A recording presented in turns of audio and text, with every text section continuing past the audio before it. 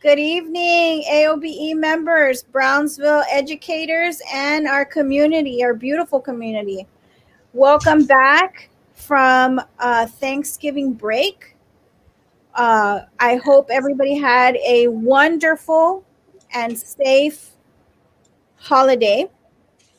Of course, we have these two beautiful ladies sitting in right next to me, my vice president, Miss Micaela. Hi, everybody. Good evening. And then, of course, we have Miss Ida, our TSTA staff. Miss Ida. Hello, everyone. I hope everyone's having a good day today. We have had a fast week, a productive week. We've been working hard already back on the campus. So lots of things going on, lots of things to discuss. Um, First things first, we want to make sure that if you did not see us, we were on Real Politics talking about the recount for Marisa Leal. So if anybody has any questions in reference to the recount, please let us know. Um, we are also going to discuss the returning of students to campus and how we have had a lot of people actually helping us out and reaching out to the board members, and we're going to talk about that. We're going to talk about accommodations, Saturday tutorials, respect at work, taking action by emailing the governor, and then we may have a visit, a very special visit, but I don't want to say anything unless he cannot make it. Miss Ida, anything you would like to start with, Miss Ida? Well, hopefully everyone is doing good and they got to take a little time to regroup and recharge themselves. I know a lot of people didn't take the full week off because the work never stops. But I did try to take a little bit of time off to, put myself back together and recharge again because of all of the activities going on at Brownsville ISD. It has been keeping me pretty busy. So, but we did take a week off from the show, but we did get to be on Real Politics, and we did send out the link to everyone. It was some pretty good conversations that we had going there on the process of the recount that we participated in for Miss Marisa Leal and Minerva, and that was it was like I said, pretty good conversation on the process of it, what we saw, because both Micaela and myself got to participate in that, and it was a very, very interesting process, and to see how they went about that entire process. I have my opinions about it. I completely didn't think it's the safest route.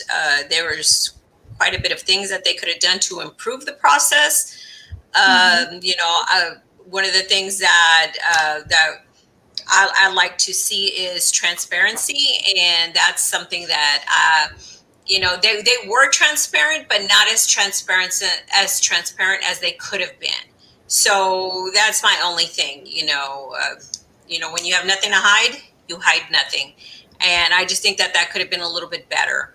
But it was a very, very interesting process. I encourage anybody, if they have an opportunity to participate in anything like that, because it doesn't happen very often. I really encourage people to do that. So, but what did you think about the process, Micaela? You were there. What was interesting was the undervotes. Yeah. There were 6,161 people who had the opportunity to vote and chose not to cast their vote. Can you explain what that means, Micaela? The undervote, can you explain that? So basically, if you live in the Brownsville area, you have the option to vote for the school district. So when you get your ballot, of course, you have the president, you have the Senate, you have whoever's running. And of course, you have Brownsville ISD. You had the opportunity, the ballot had the names for those positions, and they chose not to vote for anyone. So what they refer to that is an undervote. It didn't go to anyone. And that's upsetting because it was 6,161 people who chose not to vote. And it does affect you because you do pay taxes. Mm-hmm. And it does affect you because you probably do have someone that has a child in BISD. Yeah. Or more than likely have a family member that works for BISD because we're the largest employer in the city. Exactly. So, and I'll be honest, when I was younger and I remember going out to vote, that I remember that those ballots can get pretty lengthy. And there was a lot of the people that I did not know who they were and things like that. But I would personally, just select, whoever stood out or whatever. But with BISD being as large as it is and all the things, the importance of public education, I think everybody needs to make a little bit more effort to get informed as far as who are these candidates, who is up for re-election. Hey, these signs that I'm seeing, what is that about? Find out, a little bit about candidates that are running for different races, because that was one of the most shocking things that I did see. And I think everybody who volunteered to do this on the recount was amazed with the undervotes. In fact, actually a little upset. I think they're like, I can't believe how many people, in this area or that area, didn't vote for any school district candidates. It was just kind of unbelievable on that. Is Marisa going to follow through and not give up? I'm behind her all the way. Also, thank you, AOBE, for thinking about us, most of all trying to protect us classified. Mr. Perez, you are more than welcome. That's what we're here for. As far as Marisa goes, Miss Ida, do you have any information on that? Unfortunately, I do not. The last I saw, I haven't seen anything on the agenda as far as recanvassing the recount. So I don't know if there's a process of that or it's being held up for a reason. So, it would have to get posted on the agenda before any action can take place. In removing Marisa since she was sworn in as the board member. So as of right now, Miss Marisa Leal is still the board member. So I do want to mention something. There is something. I'm Googling right now through the BISD website, and on December 4th, which is tomorrow at 12:30, there is a canvass. There you go. So there's the answer. So they are probably going to canvass the new results, which was pretty unreal, where as some of y'all might know, Marisa was ahead by one vote, and then Miss Minerva Peña ordered a recount. And I know, and I'm just stating facts here, people. I mean, I'm not here to bash or anything like that. But we heard a lot of complaints because they were very upset that it's the district that is picking up the tab on this recount. And I don't know what the final price was of the recount because they have to calculate all the hours and everything that it took to complete it. But it was an estimated $48,000. Unreal, where, oops, sorry, was that me? So I know I'm like getting flashbacks here. So with that, a lot of people were upset that the district was paying for this. Apparently, if Minerva would have lost, she would have been responsible to pay the amount. So she only had to give a deposit of, how much was that, Micaela? Do you know the deposit that was given? 4,000, wasn't it? Like It was 3,800 or something like that. It's like 3,600. Yeah. Right. Yeah, it was around that area. And so since she came out ahead, the district pays for the remainder of that balance, and which, well, it's not the district, it's the taxpayers. So I know a lot of people were upset about that, and some called, and what could we do about it? It's not an area that we can fight. We can only advocate and stuff as much as our members want to advocate on this. I mean, you can speak up and let the superintendent's office know, or the superintendent know how you guys feel about that. And but I think right now, because there's so many other fires going on, that right now they're like, wow, people were upset about it. They didn't like it, but they're like, you know what? We're here trying to survive with the back to face instruction, all these changes going on, all these curves they keep throwing at us, and people are just trying to. It took to complete it. To stay together. Estimated $48,000. Is that where? Who is doing that? Right? Was that me? I know I'm like getting flashbacks. So with that, a lot of people that the district was paying for this. Apparently, That is so weird. If Minerva would have lost, it's you, Ida. The amount, we have to give a.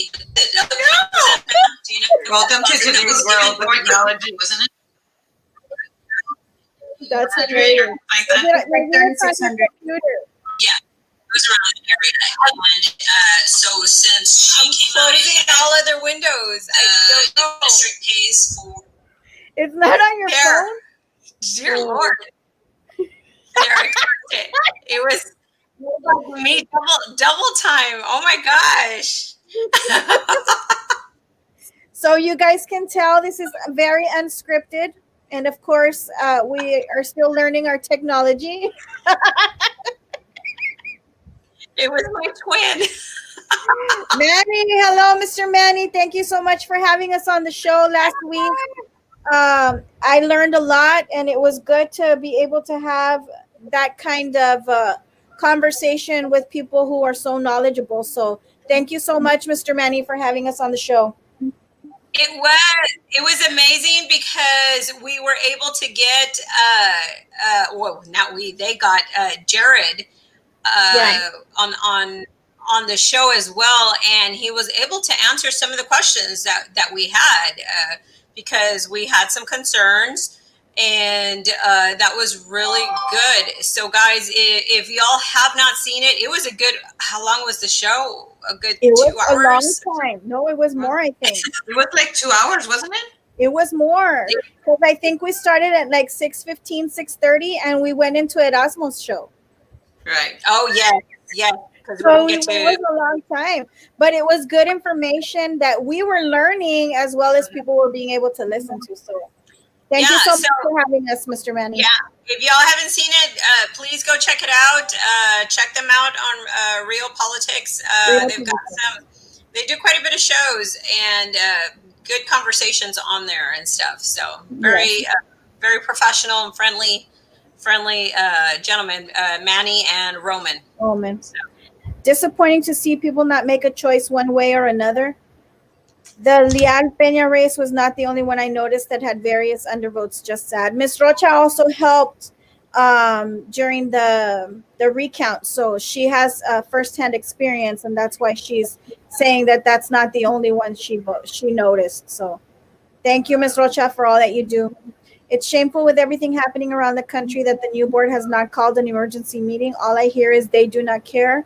Neither the board, not the administration.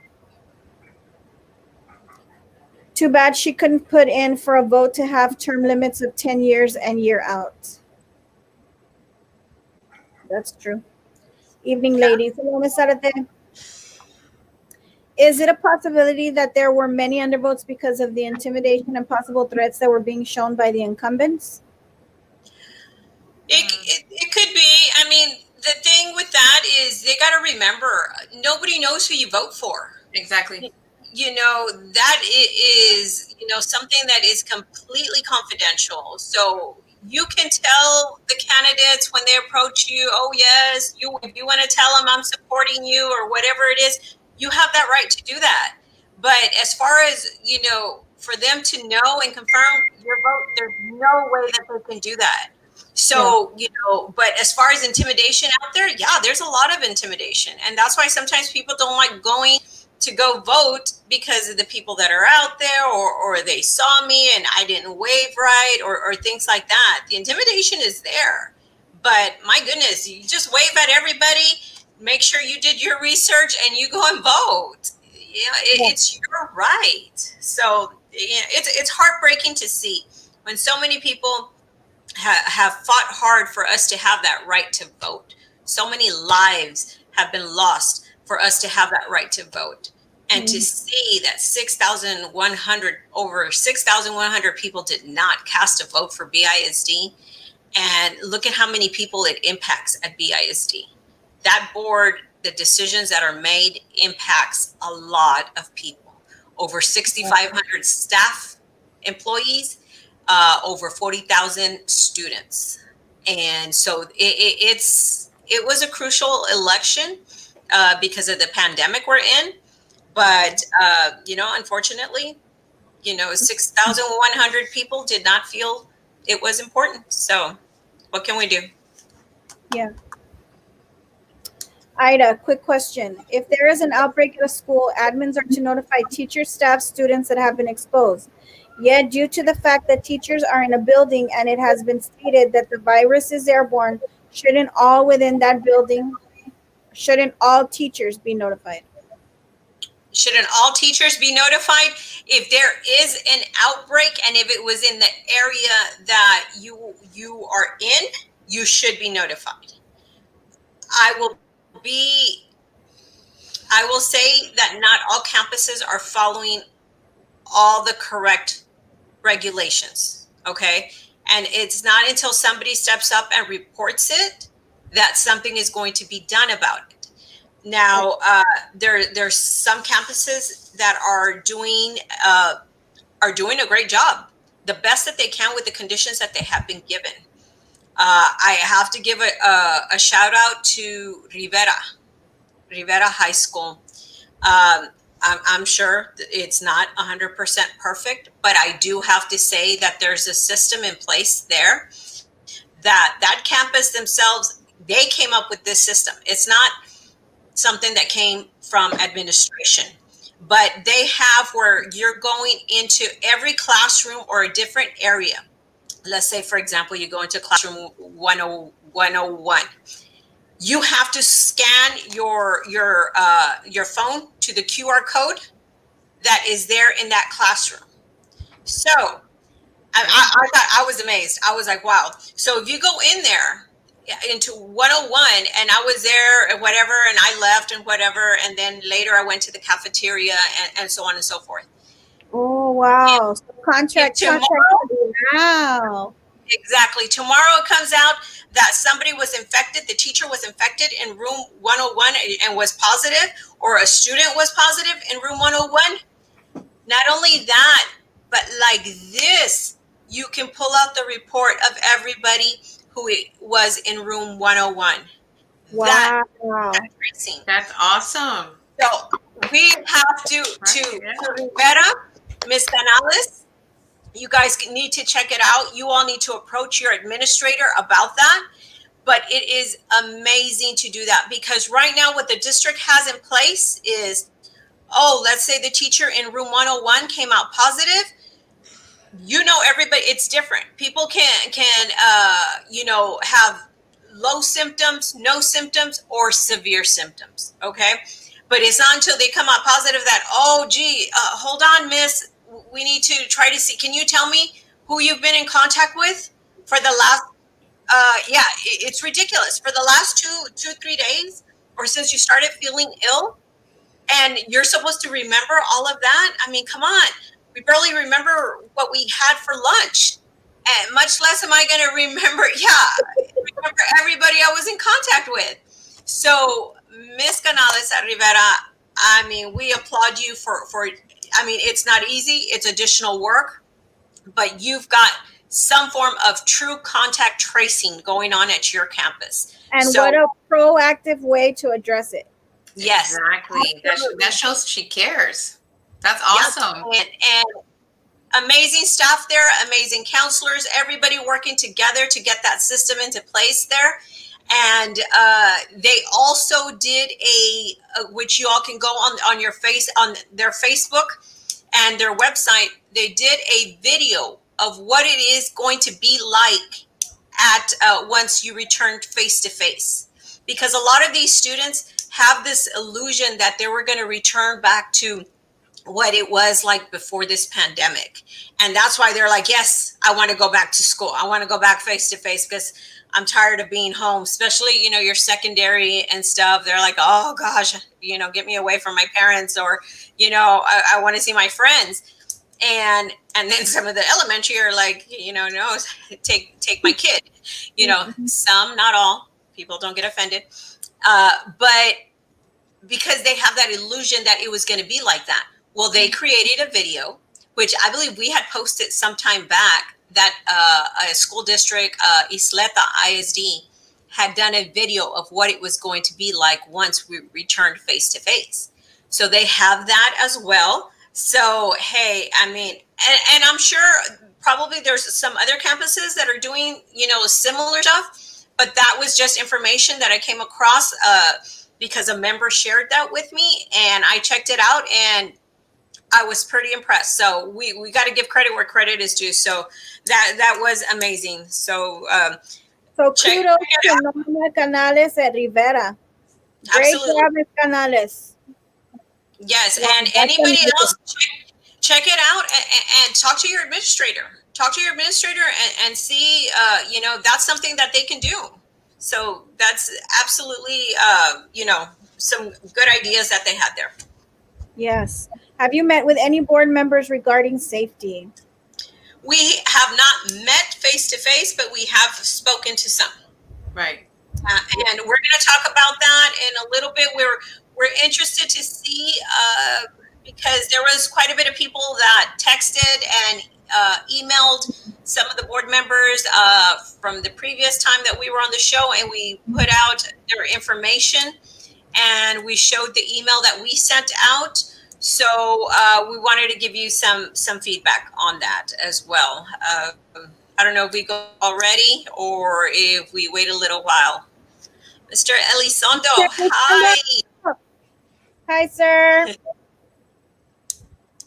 Modern day Big Brother watching. Ooh, Big Brother. But if the virus is airborne and you have 15 to 20 teachers in the building where the sick person was in, shouldn't those teachers be notified? Let's be honest. Some of those AC vents are hardly ever clean. It's interesting that Adriana, that you're mentioning that, because we have been told the health department and the city have been doing some walkthroughs at some of the campuses. And at some campuses, they were happy.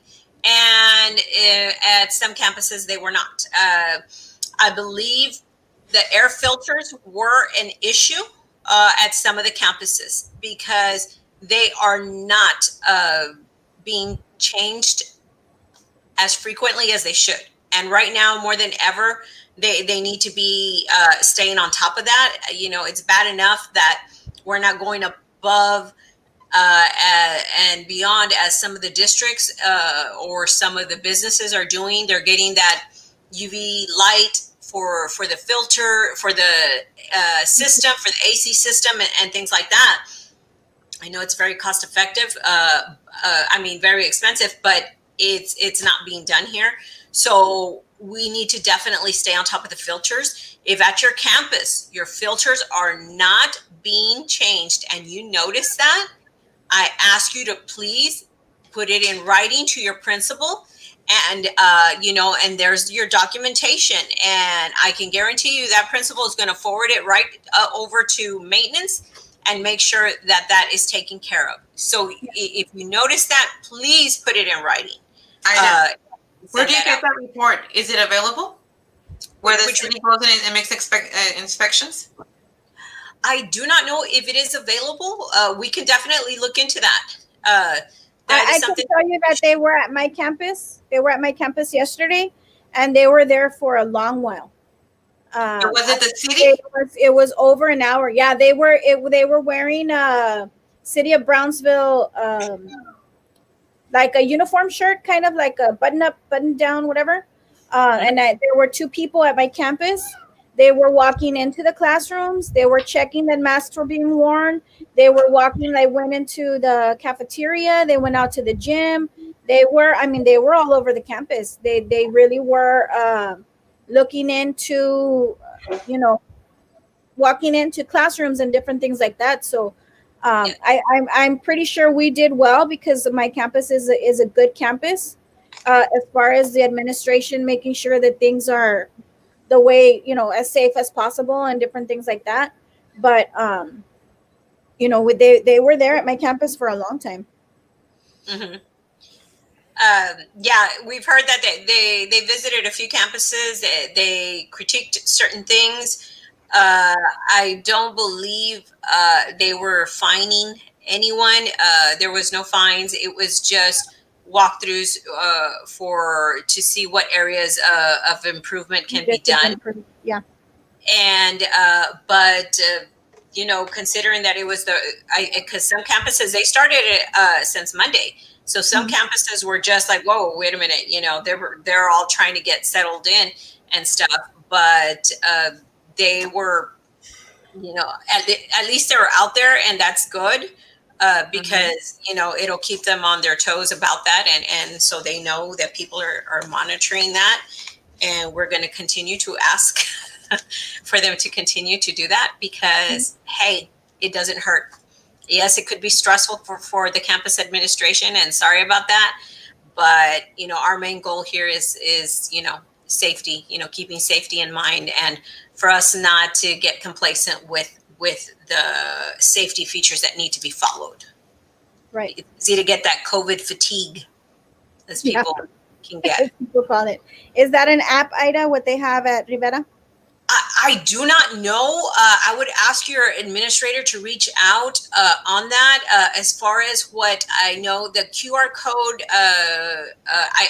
they actually did send me information on it, but I didn't have a chance to really look into it. But maybe that's something we can put out on the website, our website, Micaela. Okay. We'll do that. I'll put that information out there. All right. Our admin and nurse are doing an amazing job of keeping us safe at Southmost Elementary. I feel safe and cared for there. Glad to be a part of the team. That's amazing to hear. Thank you so much, Sarah Alanis, for letting us know that. That's good to know. And truly, guys, we like to hear the good stuff too. So please, like you heard Ida giving kudos to the principal at Rivera. Let us know what's going on, good and bad, because we like the good stuff too. It makes us feel good and know that our people are being cared for. So that's amazing to hear at Southmost. So congratulations to Southmost Elementary and administration at Southmost. Absolutely. Did the admin count how many chairs and desks need to be replaced? No. That is the chairs and desk is something that is very special to Ms. Nelda. She volunteered at the recount. She was one person that was very upset about that $48,000 estimate that was being thrown out there, to the taxpayers. And one of the things was, she's like, can you imagine how many tables and chairs and desks could be bought, for these students and things like that? So yes, It's very true. They could have remodeled some of the older campuses and maybe even closed the ones that are open campus that the kids get rained on and full of mud. And I mean, that money could have been used for so many other things. But you know, it all comes down to she chose to do that. That was her choice, and she knew that the money was going to come out of the district. So, that was Miss Peña's choice. And unfortunately, she felt that that was more important. So, you know, it is what it is. Yeah. None of you can see Molly there scratching. It's your crew. It's your camera crew. my backup crew. Right, mamas. Right, mamas. They're both like, oh, okay. About time administrators get walkthroughs during the pandemic. Teachers get stressed by constant principal walkthroughs.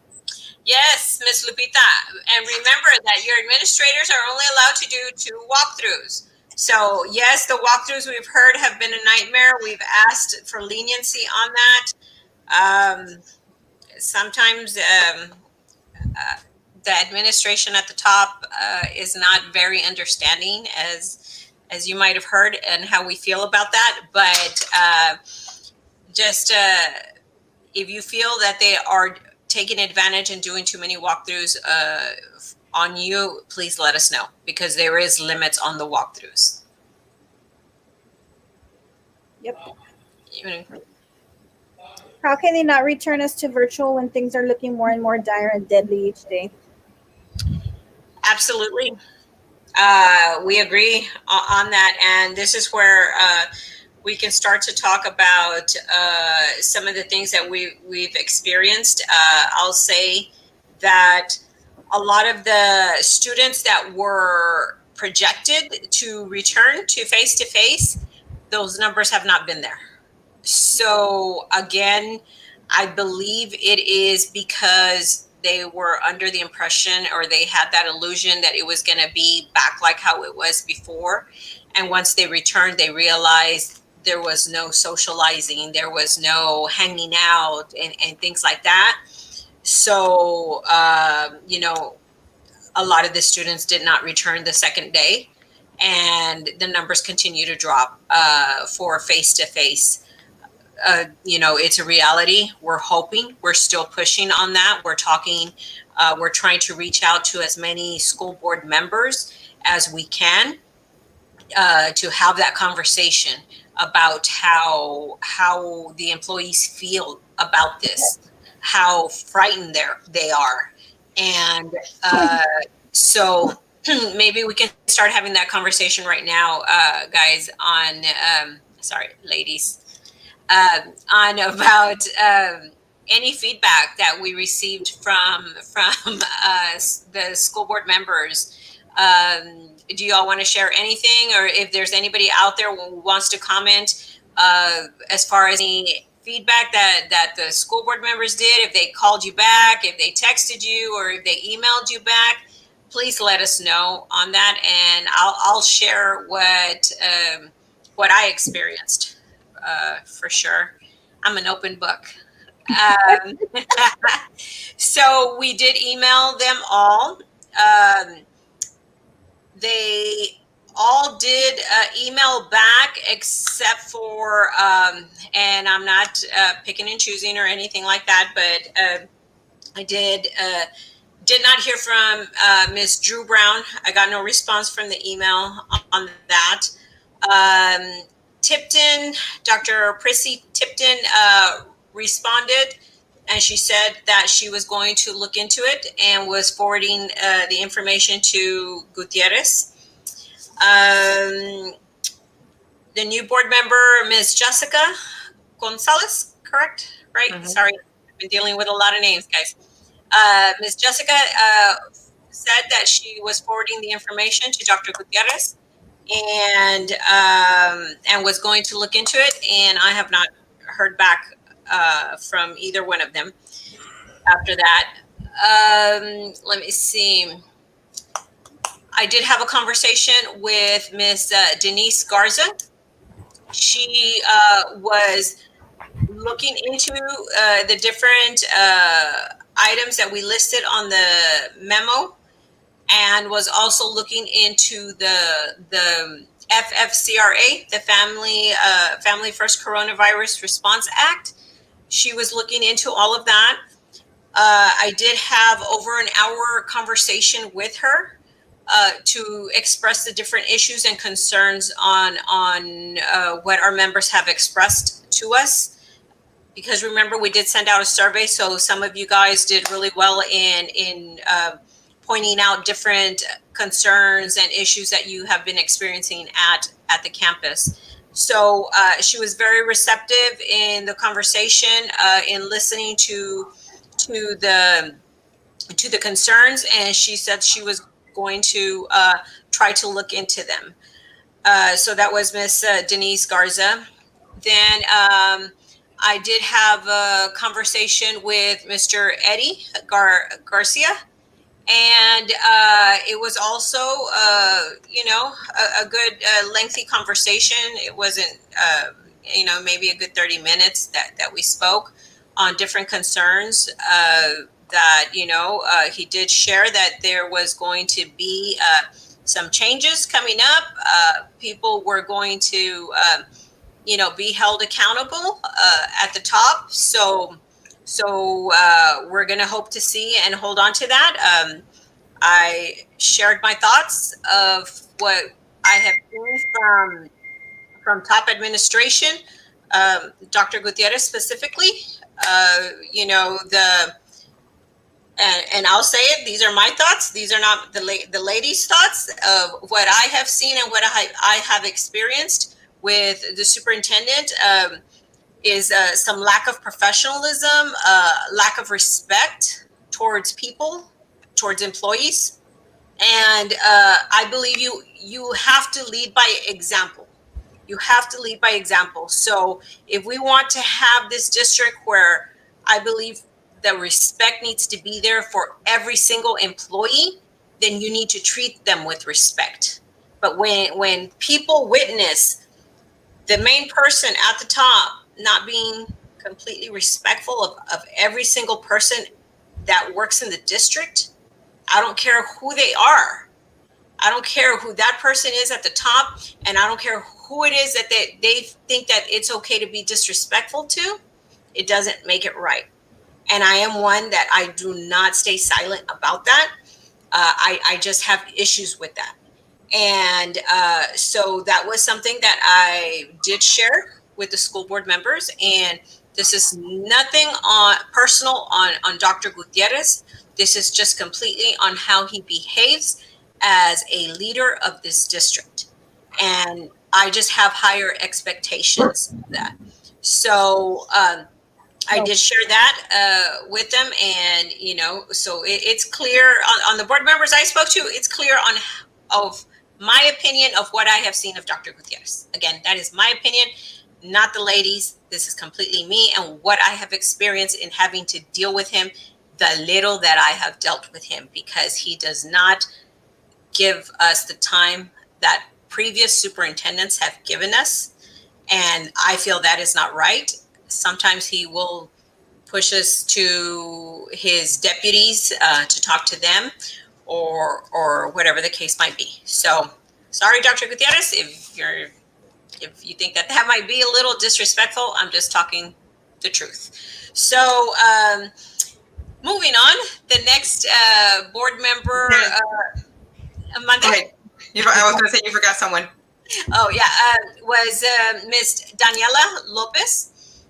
She has given us quite a bit of time. I'll be honest.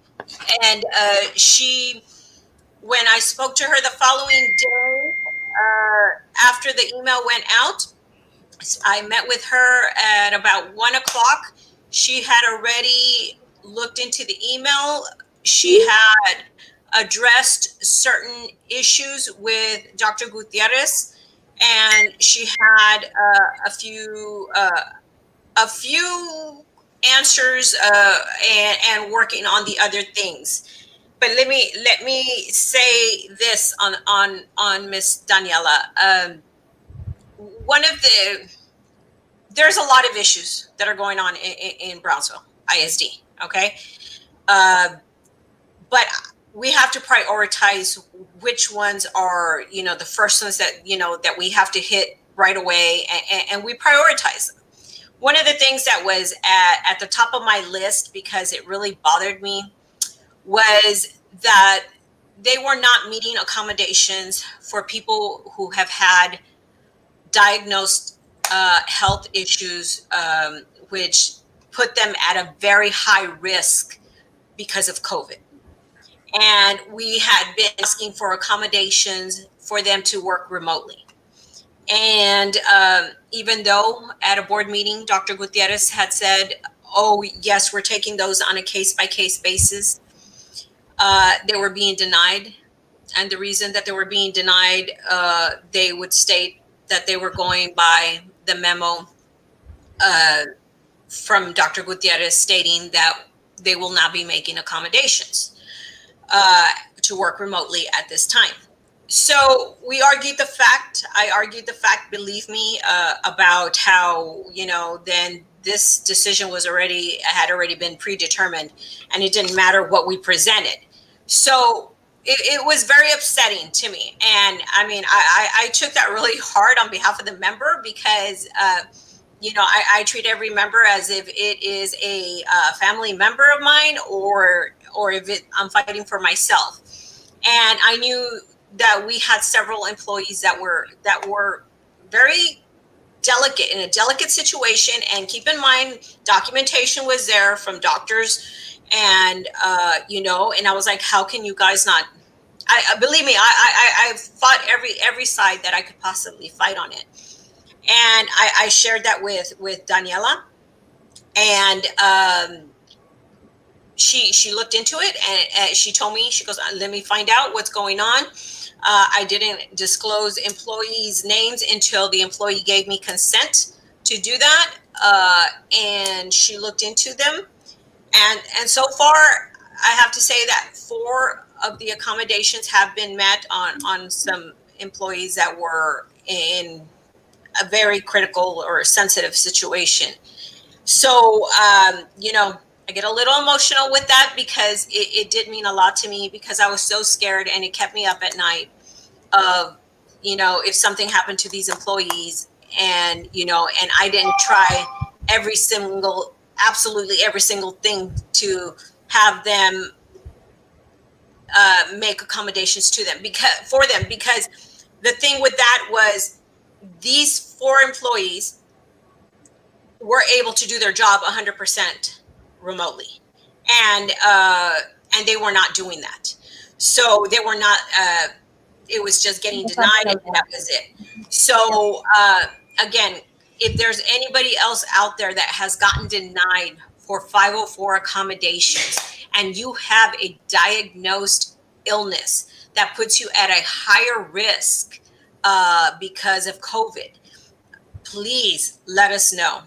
Okay. And we will help, and we will guide you on this. And so I do have to give that shout out to Daniela on that, for helping on that. And, it's we're not done with it. We're going to continue. We're continuing to fight other battles. The other thing was the plexiglass at the high schools. The high schools do not have any plexiglass. I reached out to her. I texted her that there is a lot of extra plexiglass at the elementary levels because of the number of enrollment or the number of face-to-face students. So they are going to send some plexiglass to the high schools. So that was also something good that came out of that. So I have a question though, because the superintendent is telling TEA that all of the campuses have the appropriate PPE and the appropriate safety supplies, which include plexiglass. And this is apparently why we are being denied extra time, virtual learning, because he's telling TEA that all of this is already at the campuses. So why are we having to pull from elementaries to put at high schools when he is stating that we already have everything? I'm very confused. Could you please explain? Yes, that is what you call stretching the truth. Uh, I've heard it from the high schools. There isn't plexiglass at the high schools, so it is what it is. I mean, I've gotten that. This is where people need to start to document and let us know on that. What he submits on those reports, I don't, I don't get to see that. But yeah, there isn't, and I think I'm not sure if some of the middle schools have it and some do not. If it was their option, but I know for a fact the high schools do not have it, and it's like common sense, like, oh my gosh, there's so much at the elementary level because of enrollment numbers. What do we do with all this? Let's try to spread it out. The numbers are very low of people that are face to face, and they're going to continue to be very low. They're going to go even further down. So yeah. Another comment that I do want to make, as a special ed teacher, they did not take into account that students would be traveling to other classrooms. So they only provided one plexiglass per student. So when I have a student that's going to music, that's going to library, that's coming to my resource class and going to the reading resource class and going to dyslexia, are they supposed to travel with their big, huge plexiglass? Yeah, exactly. It makes no sense. I have news for you guys. Yes. And I know you're sitting down. Oh my. I filed a complaint with TA. And guess what? I got a call on Monday. From TA? From TA. Wow. And what I did, and we're going to the next topic, and this is the reason why I'm doing this. I forward the petition of no confidence to the investigator. And I forwarded over because I told him that the community, employees, and anyone associated with BISD have concerns because of the stretching of the truth. Yep. Because of the disregard of respect. Because, the not valuing life. And what Ida said, and I have kept this for a long time, but I think it's a perfect moment because we're going to talk about Governor Abbott right now. I think it's important that we express our concerns. Oh, guys, give me a second. We have our special guest. He just popped in. Oh my goodness, just at the right time. At the perfect time. Oh my goodness. Yes. Hi there. How are you, sir? You popped in right at a perfect time. Did I? Let me hold on. Let me fix my audio. Okay. Could it be that you were watching our show and you were wanting to make that perfect entrance? I wasn't watching your show, but I did want to make an entrance. How are you guys? We're good, sir. We are very good. We're talking about, we're just about to get into addressing the governor. Yes. Okay, hold on one second. Okay. My audio.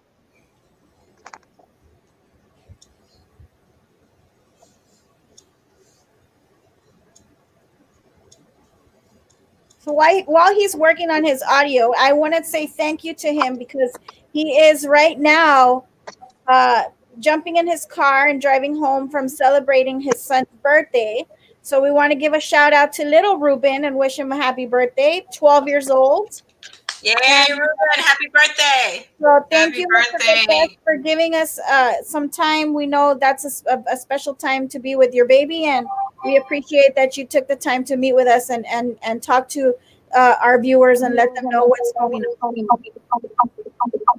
Oh, special effects. It's an echo.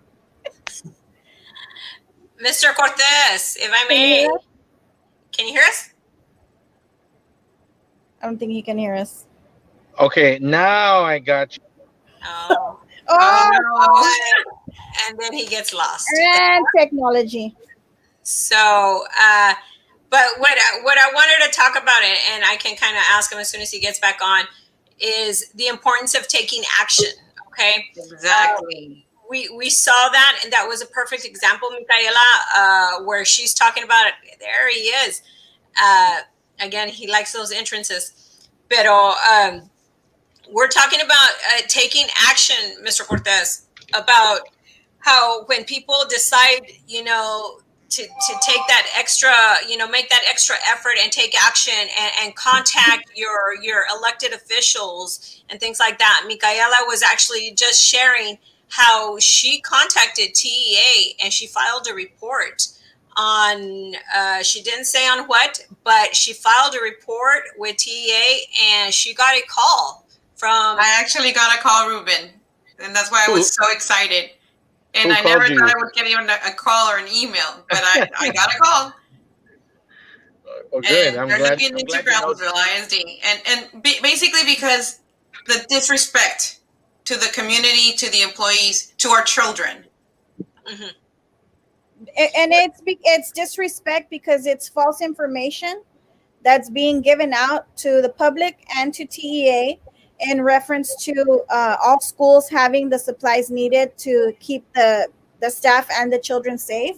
It's the lack of honesty as far as what is being allowed by the state and what the district can request. I know there was an article in the Brownsville Herald that I read a few weeks ago where you know he is saying that there's nothing that he can do, and we all know because we saw the TEA document that says we brought that document on the show 2 weeks ago or 3 weeks ago, showing that the district has the authority, because he talks about his authority, that the district has the authority to work with the teachers, and for those that can work from home, for them to be allowed to be working from home if their job allows for that. And so just a lot of things that are not being the lack of transparency with the community and the staff. And so that brings us into your fight, Mr. Cortez. I know I got a lot of calls and text messages today in reference to the letter that you put out that is referencing us being counted or included um, in the frontline uh, employees or people, or however you say it, because we are considered essential in that we had to come back to school so that the economy can begin to flourish again. But we're not essential when it comes to hazard pay. We're not essential when it comes to getting a raise, and we're not essential when it comes to being in the first set of vaccines that are going to be given out. So, do you want to go ahead and tell us what you have going on, Mr. Cortez? Yeah. So, the week before Thanksgiving, um uh, I decided that I needed to put out a statement requesting that the state prioritize public school employees uh, as first tier when this vaccine is fully available, um, along with those critical frontline workers like healthcare professionals, along with our elderly community, our pre-existing condition folks. As you guys are aware, uh, at your level, I mean, you guys probably know more of the ins and outs of what's going on at the local level, at least in Brownsville, and through your colleagues and at other locals across the state. You hear other information that's going on in other districts. So you guys kind of have your pulse on what's going on in the ground. But you can attest to the fact that some public school employees have been working nonstop since March. You know, converting this system into a virtual system. Some of them across the state are still working remotely, while some are in person. Some are all in schools. even though they don't have students. And there's so many variations that are going on. There's different hybrid models. There's four methods that the state has allowed. I know that the Houston Chronicle wrote an article last week, the weekend before last, about those four different methodologies that are permissible in Texas schools right now under the commissioner's rules. Uh, and so for me, it was important, given that some of you are putting yourself in really in the line of fire. I mean, I've tried my hardest to get the commissioner to allow for more flexibility, for more extended virtual learning, but we've hit that point where we've run into a brick wall. The commissioner no longer wants to grant additional time. He said that he would take it up on a case by case basis at this point. Only in the areas that were hardest hit, they've changed the 15% hospital rate to 20% before they consider any additional time. And so that was one of the big changes. So God forbid we get above 20% in our hospital region, but if we do, then we can go back to the state and ask for all those districts in that hospital region to have more virtual instruction. But the governor continues to talk about how the economy needs to reopen so they can stabilize everything, and I understand all that.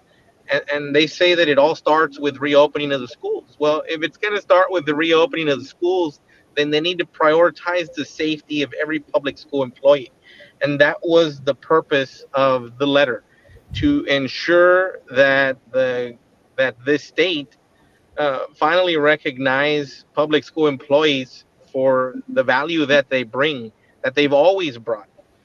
Nobody can do anything in this world without having first been taught something in a public school, and that whole school community is what's building the next generation of leaders that we have. And we need to take care of them. We need to protect them. And I think it's incumbent upon our governor to clarify the definition of a frontline employee to include public school employees. And that was what the intent of my letter was. And so along with that letter, I have a resolution that's being drafted. I should have a copy of it by tomorrow or Saturday. That resolution, we plan on giving it to school districts all across the state. We're going to get it to the hands of all 1,200 plus school districts in Texas. And we hope that every school board in Texas adopts this resolution for the sake of all of their employees in their school district. And we think that this is how we're going to convince the governor.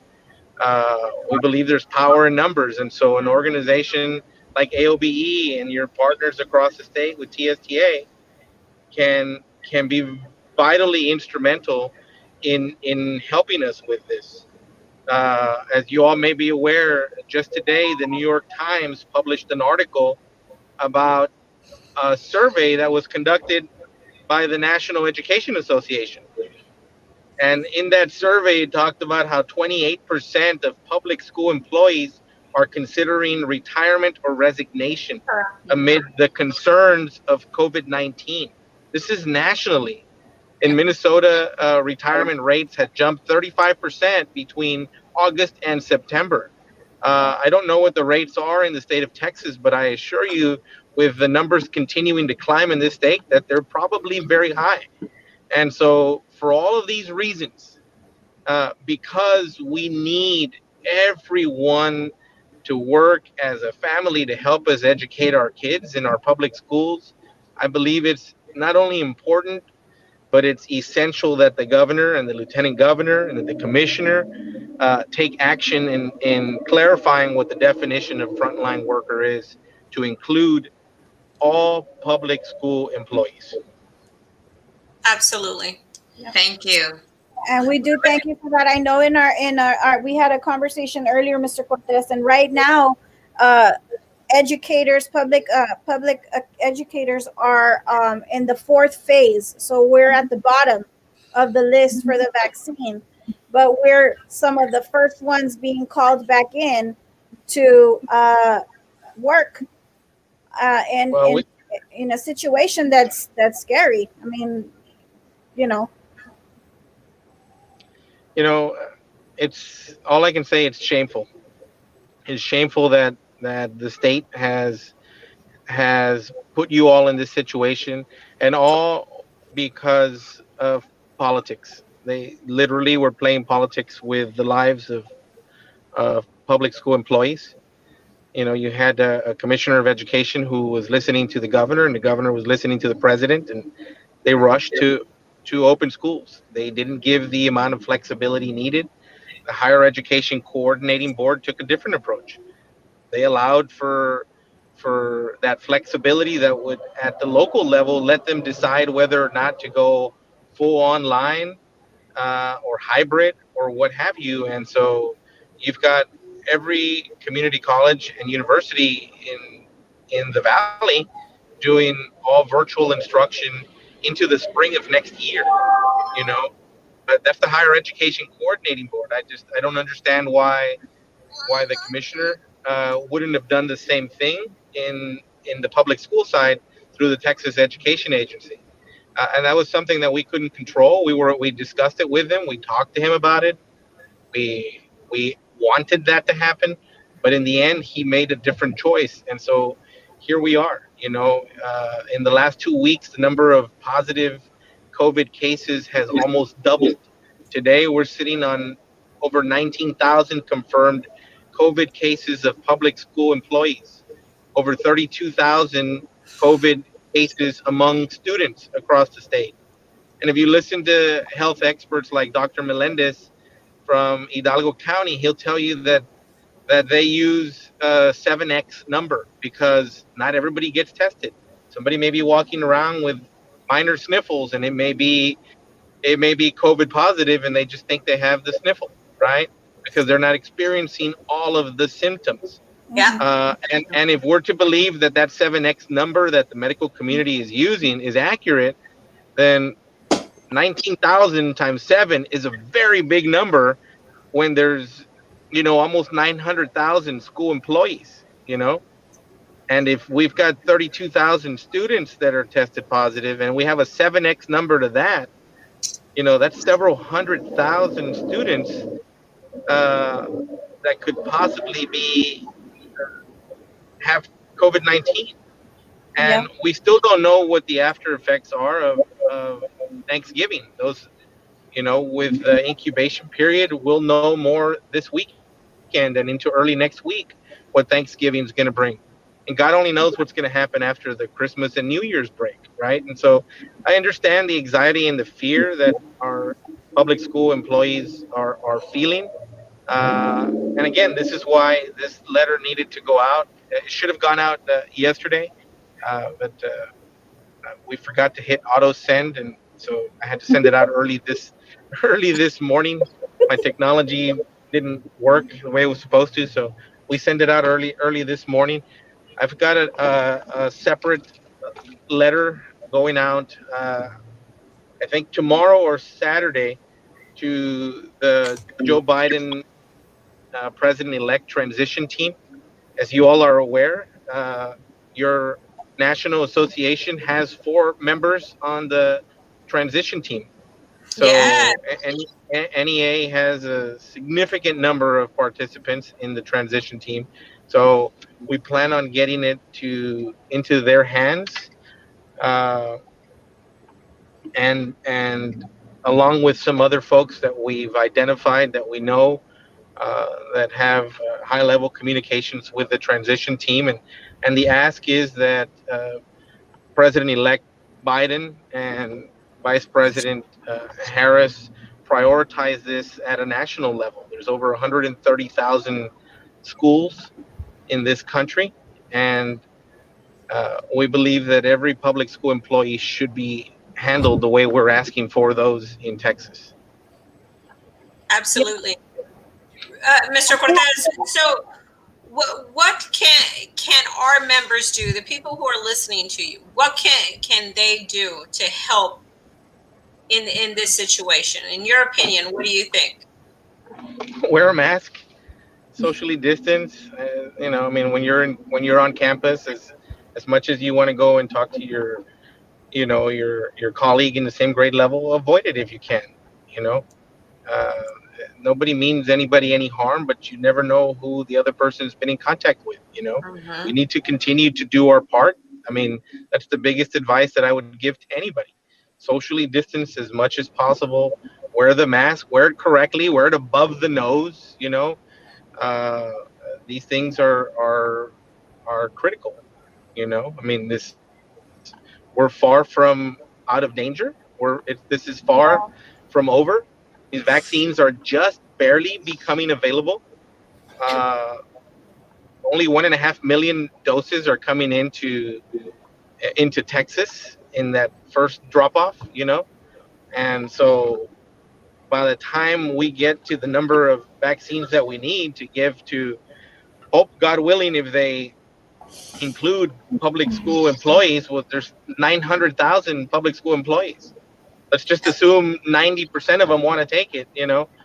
Uh, it's going to be many months before that happens, and this is why we're sending that additional letter to the Biden Harris transition team, because That's good. in a situation to impact this at a national level. What in reference to contacting maybe the governor or the commissioner of education or TEA, or what suggestions do you have for the people watching? Do they call? Do they send emails? How can they I mean, I help in think as an association, I think AOBE or TSTA state should consider uh, approving a petition that you guys can sign. I mean, like I said, what I plan on working on is getting school boards across the state to adopt resolutions. So your local board in Brownsville, uh, Hidalgo ISD superintendent, I spoke with him already today. They have their meeting on Monday. They're gonna adopt. They're gonna be the first ones in Region One to approve this resolution. It's gonna happen on Monday. I don't even have the resolution, and the superintendent said, "I'm putting it on my agenda. You need to get it to me on time. We'll get it to our lawyer, and they'll filter through it. And we have an education attorney who's drafting it for us, uh, so that Which it can be superintendent? Which uh, superintendent? doc, Dr. Javier Salinas, the superintendent of Hidalgo ISD. Oh, for a I minute spoke there, with. I thought it was our superintendent. I was like, wow, Mr. Cortez, how'd you do that? No, well, I haven't talked to Dr. Gutierrez yet, but I'm sure he'd be Okay. willing to approve a resolution of this magnitude. I think it's important. I think I spoke with your board president today, Eddie Garcia. Uh-huh. He said, Ruben, as soon as you get it, you let me know. If we need to call a special call board meeting, we will call it. This is important. And so your board chair is completely supportive of this of a resolution. Obviously, the district's legal team will review it and make changes if needed. But he fully supports this idea that the governor should prioritize public school employees as frontline workers. So, Mhm. uh, just so you know, on the BISD front, your board chair is fully in favor of this. Awesome. That is awesome. So, because I was going to say we can start calling the board members as well, but if the You board could, is you could. Your board chair said as soon as I have the resolution, he'll present it, even if it requires a special called board meeting. so when will they have the resolution in their hands? I'm hoping that the law firm that is drafting it will have it. I was hoping they had it today. They didn't. I'm hoping that they'll have it by tomorrow. Worst case, Saturday. And that's why I'm glad you guys invited me on, because I think organizations like AOBE and your parent organization like TSTA can help us mass distribute this across the state to all the locals where you all have local memberships, right? The Texas Association of School Boards has offered to help. Uh, I've already contacted several of the executive directors of the education service centers, and they will send it out to all of their school districts once they receive it. I haven't talked to all 20 of them, which gets me across the whole state, but I will. It's going to take me some time. As you're aware, our offices aren't afforded staff or anything like that. We're the only state officials that don't have staff. So I'm having to make these calls on my own and in my own time. But there's been a lot of very supportive people who said, as soon as you get it, give it to us. We will forward it to every school district within our Education Service Center region and encourage those boards to either adopt that resolution or a version of it. I'm sending it in a Word format so they can modify it, make it more personal to their district if they want. They can add or delete language as needed, but the gist of the message is going to be the same, that the government in Texas prioritize public school employees under the definition that the panel created to classify all of you as frontline workers. Oh, that is awesome. That is awesome. And so please, do keep us posted, and we'll try to get that out as well, and so we can follow up with the school board members. I do have one real quick question I want Mr. Cortez to address. Hello, not sure if this has been discussed, but is it really true Abbott is going to pull funding if students don't go back on campuses? Is that a question for me? Yes. No, that's not true. That's not true. Parents have the option to send their kids or not. That choice of the parent has not been taken away. At the point where that happens is going to be many months from now, when this vaccine has gone through the masses, and that's still many months away before they take a parent's right to decide whether or not they're going to send their children into the schools. I don't have my kids in. I've opted to keep my kids out. Yep. And so parents, under the rules that have been set up, have the right to decide. Some districts are doing it a little differently. Brownsville's doing it, I guess, if you opt in for 6 weeks, then you can go for those 6 weeks. If you opt out, you opt out for the whole 6 weeks, which is smart. At least it gives you an idea of what numbers you have at your campuses, versus you can show up today, not show up tomorrow, show up the next day. I mean, show up whenever you want, right? And in this way, you get a better handle on who's coming in person, and you know how to properly prepare and what protocols to have in place and for how many kids. And so I think that's important to have that continuity. But I also think, given this pandemic, that it's important that parents have the right to decide if they want to send their child into that public school building to get face-to-face instruction, or keep them having some kind of synchronous or asynchronous instruction. Right. I think what they might, what that question might have also been referring to was of how the hold harmless is coming to an end as of the end of the first semester, and that is actually a petition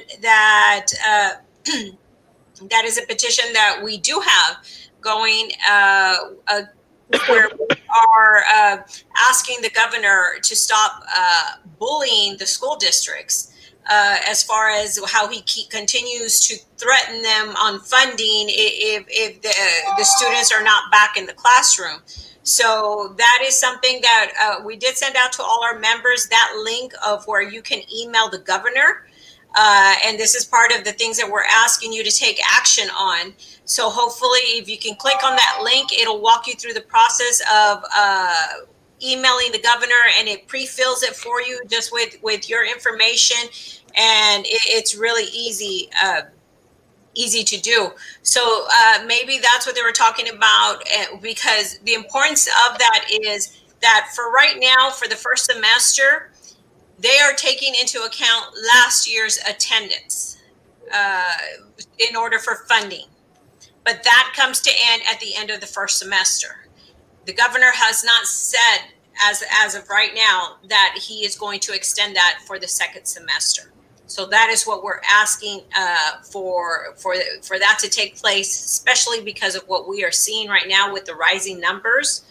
And he likes to put that pressure on the districts, and that's what he's doing right now. So he needs to hear from the people how we feel about that, and we're tired. And you guys always do a good job. You guys always put out surveys and put out these types of petitions, as you did this national survey that the NEA put out. I mean, you guys have always been strong advocates of getting your members' voices heard, not only at the local level but at the state level. And so it's good that you guys continue to pursue these things, because they're important. There's clearly power in numbers. You saw over and over what has happened at the state legislature when they cut public education. But this last session that you all went in, public education came in strong, and they added a lot of money because all organizations came together, rooted around a common purpose, was to get more funding for public education, and they did. And then now what's happening, we're in the middle of a pandemic, so we're going to go back to a very lean year. And so who knows what the legislature is going to do this time, because we received over $1.2 billion or $1.3 billion of CARES Act money that should have been money that went to all public schools, and the commissioner socked it away for next year to fill a gap in the next budget cycle, right? But because they did some of that, you haven't seen any funding cuts. You haven't seen in this state, like you have in others, pink slips being handed out. And so while I may not necessarily agree that they kept that $1+ billion, I'd rather see that than somebody lose their job in the middle of a pandemic. And so you kind of gotta weigh across some of these things, and you got to take the good with the bad. But you guys do a better job than most of advocating at the statewide level for these important things, and so you guys are definitely to be commended for that. So thank you for what you guys are doing. Thank you. We'll take that, and we like to advocate at the local level too. So we're pretty loud at the local level also for three women here. But we're a large association full of feisty members that have been amazing and have stepped up as well to speak up at the local level, and they're doing it at the state level as well by filling out these petitions and writing to their legislators, and they're taking action. So we're very proud of, with everything else that they have on them right now, of the changes during this pandemic. We ask them to take action on certain things, and we have to hand it to them. We get a good amount of number of people that do respond. So we're very proud of all of our members for. Well, I appreciate you all inviting me. I am gonna have to let you all go. I'm gonna let you get back to the rest of your show. Madam President, Madam Vice President, thank you all for what you're doing.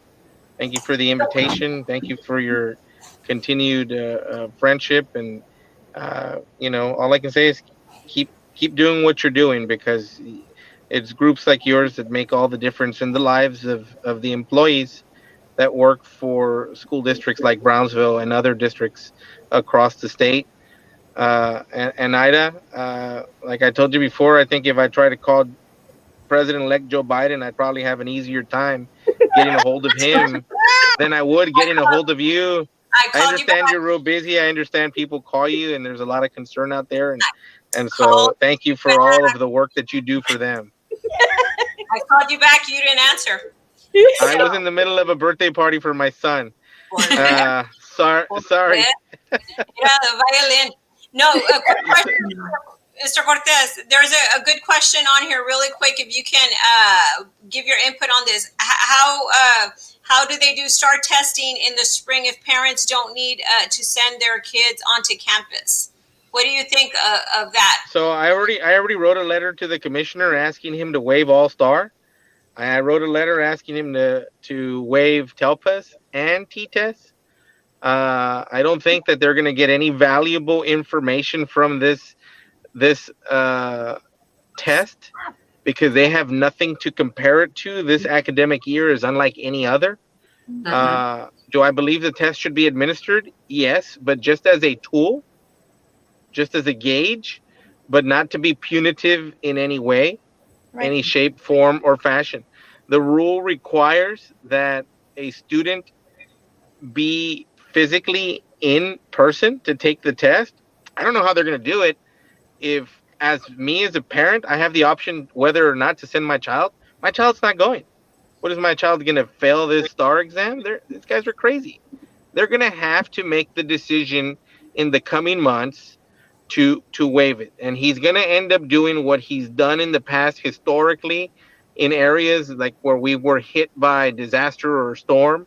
They wait till the very last second to tell us that they're not going to count it against us, but they're still going to administer it, and it's going to be more of a diagnostic tool.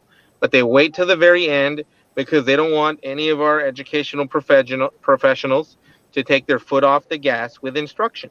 And I understand that, but this isn't a normal year. And the week before Thanksgiving, I asked the commissioner flat out, "Are you planning on waiving these things?" And he says, "Well, we're going to wait and see. I still have to wait for some federal guidance, you know." And so that was his way of. But sorry, my Bluetooth kicked me out again. But I believe that in the end he will ultimately waive the exam. He just hasn't made that official yet. And what's your opinion on not everybody at TEA and TASB? Ya que te tengo aquí. I gotta go, girl. I know, because you want the party to continue. No. Well, I'll let you go after this last one. What is your opinion on that? Not everybody is working from the workplace at TEA and TASB up there, and yet they're recommending. TASB is a nonprofit. Has nothing to do. They're a school board association. That's a whole different entity. I agree, but they TEA, their recommendations to the district.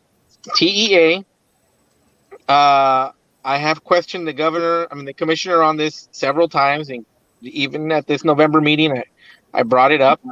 I will tell you that even though the building was shut down to the public, even though there were very few people within our building, 3 of our very own members tested positive. So somebody showed up with COVID and spread it. I'm not sure what happened. I just thank God that I didn't get it. But 3 of our members, we got emails that 3 of our members were contracted it. The day after they left, they tested positive. And so, I don't have a good answer for you. Should they be working?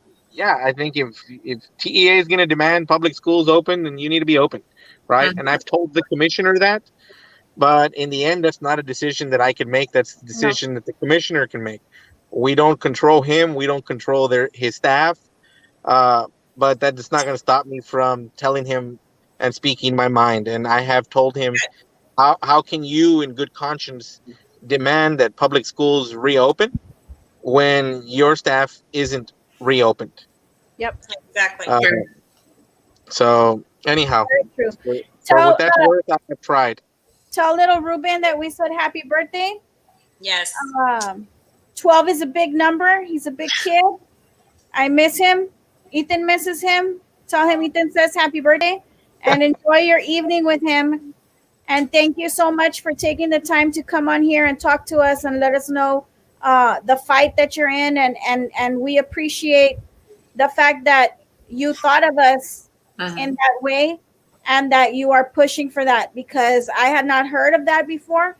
And nobody's put it out there, Veronica. Not a single state rep, not a Texas senator, not the lieutenant governor, not the governor, not a single public official, state official has asked that public school employees be considered first on the list to be considered frontline workers. And so, I hope that this triggers a snowball effect, and I hope that this and these resolutions that we're going to get approved at hundreds of school districts before the middle of January, that it triggers an avalanche of state officials to come out and support this action that we are beginning right here in the Valley, and that ultimately lands on the governor's desk and on the lieutenant governor's desk, so that they come out and make a public news conference declaring that public school employees will be considered frontline workers. That's my hope, that by the end of January, early February, when this vaccination is in full swing, that by then that we've accomplished that. Well, we want to thank you so much for that. Thank you. If it wasn't for you, it wouldn't be out there. So thank you so much for that. Well, you're gonna see a whole lot of it in the coming weeks. I guarantee it. There's going to be a lot of people who, when they see this, are going to say, man, why didn't we think about this before? And they're going to write their own letter. And eventually, it's going to be an overbearing call on the governor and lieutenant governor that they're going to have to take this action. And just know that you can count on us to support and help and push in whatever way we can for this, because it's very greatly appreciated, sir. Well, I left a message for Ovidia, your state president, today. Mm-hmm. I wanted to reach out to her to let her know that when this resolution comes out, I want to email it to her so that she can get it to you, to your executive committee, and to every other local in Texas. And I'm doing the same thing with TCTA, ATPE, AFT, with all of them, so that all of you together can push your local school districts to approve this resolution. Because again, there's power in numbers. Yes, and every school district, not just Brownsville, but whether you're in the Woodlands, whether you're in Highland Park, whether you're in Socorro and Isleta or El Paso or Beaumont, you have the same fear, the same concern. And all of us together, speaking together in one voice, saying, you need to declare us frontline workers. Under the definition, they're going to hear us loudly, and they're not going to have any other option but to consider you in tier 1, not tier 4 or 5 where you're at right now. Yeah, exactly. Ladies, have a wonderful night. Likewise. Whatever I can do, you guys please feel free to call me. Thank you. Thank you so much. Have a good night. Bye-bye. Happy birthday. Bye-bye. Bye. So there you have it. I actually I'm going to bring it up on the screen real quick. We're going on an hour and a half, so. Yeah, we'll make it quick. This is the letter that went out to Governor Abbott. And as you can see in the very last paragraph, it says public school employees are clearly frontline workers and deserve protection as such. For this reason, I urge you to include them in the official EVAP definition of frontline workers and ensure that public school employees who voluntarily choose to be vaccinated are given priority access. So he did tell me earlier when I spoke to him that he made sure to put public school employees. He did not want to specify teachers, because although we say teachers and we know we're counting everybody, if he would have put teachers, they would have only put teachers. So he made sure that it said public school employees, because he wanted it to be transportation, custodial staff, FNS, main office. He wanted it to be everybody. So I just wanted to bring that up real quick. That is on his Facebook page. If anybody wants to look at it, you can find it under Ruben Cortez for Texas on Facebook. And it's up there on his Facebook page. Awesome. Okay. So do we get to the rest of the questions, or? Yeah. Let me get to some of these comments. Thanks, ladies. I had an issue today on something else, and thank you for your quick callback. Sorry I missed you. Hope we can speak tomorrow. Yes, Miss Martinez, we'll be getting back to you. I bet you'll get emailed back from Moody before they email you. True that. The fact that 2 board members forwarded the members' concerns and he hasn't had the courtesy to respond is so disappointing. It's disappointing. It's just not unexpected. Hello, not sure if this is. Oh, we already did this one. I feel most board members rely solely on the upper administrator's word without doing their own research on how what they vote for or against affects students and teachers. This is very true, Ms. Rocha, and this is one of the conversations that we had with Ms. Valdez, that she not take the word of administration, but she do her own digging to make sure she get the truth and the facts. So this is part of the conversation that we had with Ms. Valdez. Absolutely. Maybe if you compile a list of teachers who don't mind telling their conditions and show them just how many there are. David, and actually on that, we did, as you might have received the last survey, we put on there, who wanted to share and list their names on some of the issues, because as we've mentioned, we have a class action grievance going on with the safety issues that are in the district. And I understand, but the majority didn't want to be listed on there. So we do appreciate the feedback that we do get, because it's important to know which campuses are doing what. We're able to take care of certain issues. If this campus wasn't screening the people that were walking in, this campus didn't pass out all of the proper PPE to the teachers, things like that. It's important to find that out so those things can get addressed. But I wish more people would be okay with putting their name to the issues. We especially need that because it will strengthen the class action grievance that we do have on safety. But anybody who wants to come out and put their name to it, and if they've changed their mind because they've reached that level of frustration, then by all means, let us know. We'll do that. Middle school doesn't. Okay, so none of the middle schools have that? Wow, okay. Yeah, I thought some of them had it. So this question, is that plexiglass for the teachers also? They were only provided one per student. There was even comments made from some people that had messaged me that if a student went from one campus to another, they were supposed to travel with their plexiglass. Like if they transferred from one campus to another. I mean, come on, guys, that's ridiculous. So, Ms. Barbosa, unfortunately, it wasn't for the teachers, and a lot of teachers ended up buying their own plexiglass. I do know that one of my coworkers said that her sister-in-law had put up shower curtains from ceiling to floor and covered her section, and she stays behind the curtain, and the kids stay behind their at their desks in their areas, and she teaches from the computer like we're all doing. Even though the students are in the classroom, we're still teaching through our device. So, I mean, no, it wasn't for that. I don't know if my message went through the first time I asked about my deciding to exit leave TA. I'd like to see if the form could be pushed through. Mr. Pettis, I'll have our secretary look into that and get you, if you do not have the form or if it has not been submitted, we'll get it to you. And if it's already been submitted, I'll have the secretary make sure that that goes through as fast as possible. And that she contact you to let you know. I had to buy my plexiglass. Some teachers have curtains hanging from the, yeah. So I do know that some teachers have that. My coworker said her sister-in-law had done that. So yeah, no plexiglass at my campus. That's another one, Ida. Ms. Martinez, is your high school or middle school, or can you let us know? Form or didn't get a reply. Okay, Mr. Perez, we'll get you one.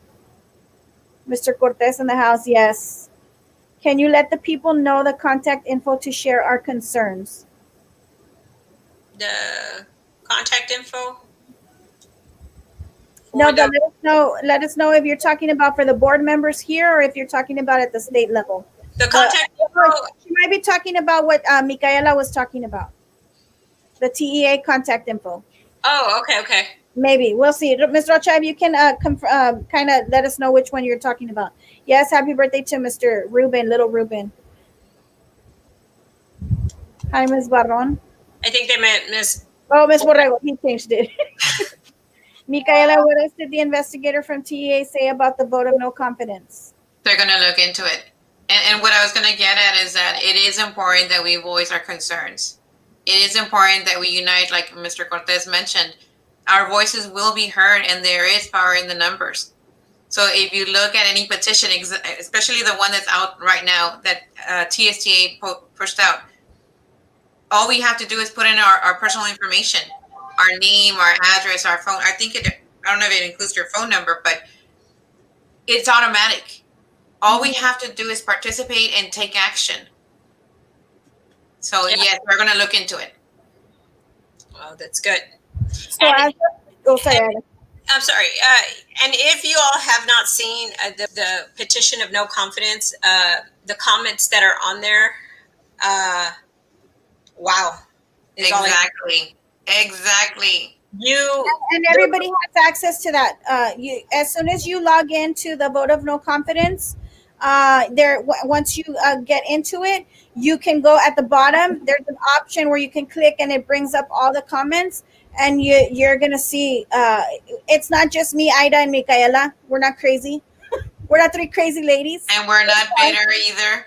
We are crazy ladies, but we're actually very happy with our lives. But we also believe in helping our colleagues and making a difference. And we believe in professionalism. We believe in respect. Exactly. And we believe in what fair is fair, and and transparency. So yes, we can get a little crazy if we have to.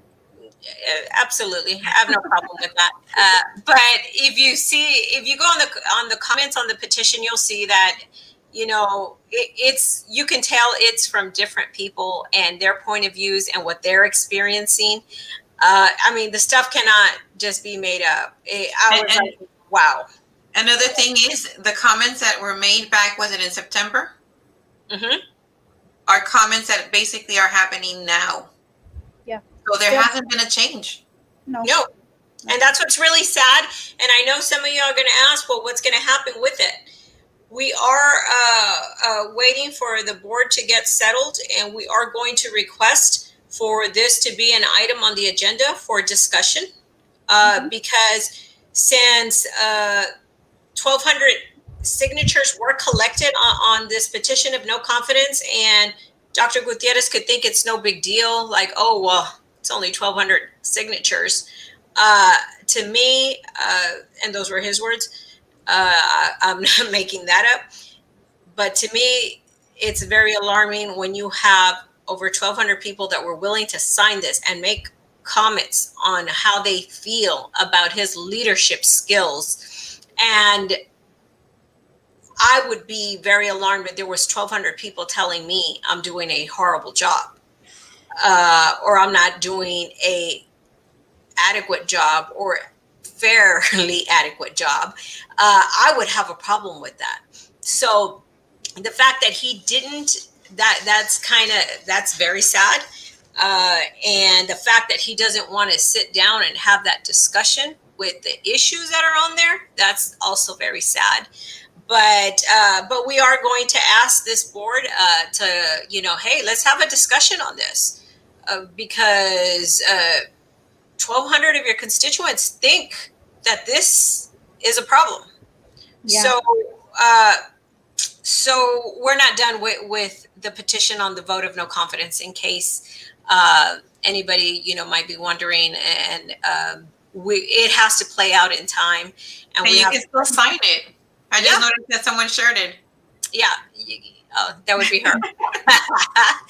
But I shared it because people can still sign it, but in case you can't find it and you want to read the comments and see what people are going through, it's kind of heart-wrenching, guys. Like, you can feel the fear and the pain and the injustice, and it's hard. Some of them are really hard to read.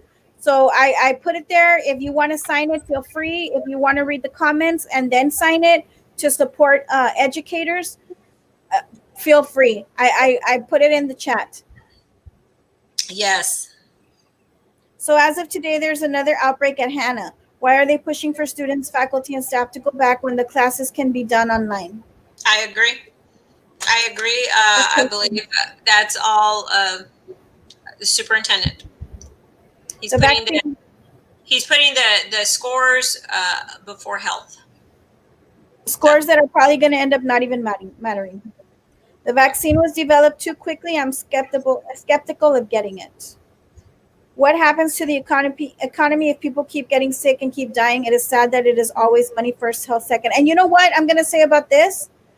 What they're not understanding is that because of all the people getting sick, our economy is going to suffer because there is going to be a huge amount of debt and medical expenses that could be avoided if people were at home safe. They don't think about that. Please address the fact that TEA is setting appointments for their personal safety, yet requires face-to-face. Should be criminal. Exactly. That's Amen. exactly what Ida was talking about earlier. Yep. Yes. Yep. For the computers That's not true. working in the morning, the computers needed to be at Windows 10, so now they need to be ghosted and installed with Windows. It's ridiculous. Oh my. I had issues this morning with that. All of that should have been taken care of. Wow. It's ridiculous. Mr. Cortez, please do not stop advocating for virtual ed through the next few weeks. He's trying, guys. He really is, but it's falling on deaf ears. Question. Is your office phone working? Reason no answer on call, left message, and have not received any callbacks. Please check on this. I'll get back to you, Mr. Martinez. How do they do STAR testing in the spring if parents don't need to send their kids onto campus? That's a great question. That's the one that you asked, right, Ms. Ida? I Correct. personally will not be sending my son, whether they're STAR or no STAR. He doesn't need to be. That's the least of my worries. Absolutely. Teachers would also rather not send our children, but we don't have that choice. Some of us don't. You're right, Ms. Lupita. Some of us don't. Luckily I have I'm blessed in that I have somewhere that I can leave my son, even though it means that I'm exposing my mother. But I'm